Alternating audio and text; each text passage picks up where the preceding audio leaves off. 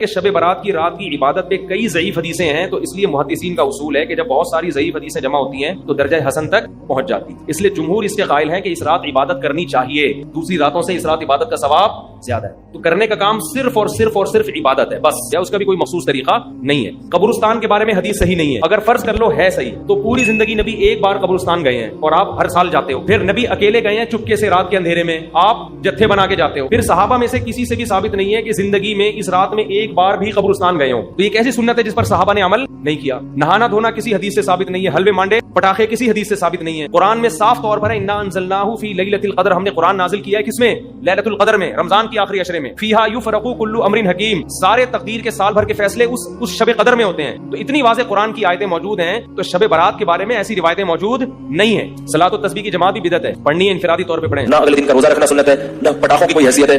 سمجھ رہے ہو؟ اب مجھے پتا ہے جو گالیاں آنے والی ہیں یوٹیوب پہ، چلو کوئی بات نہیں، اس کو بھی انجوائے کرتے ہیں۔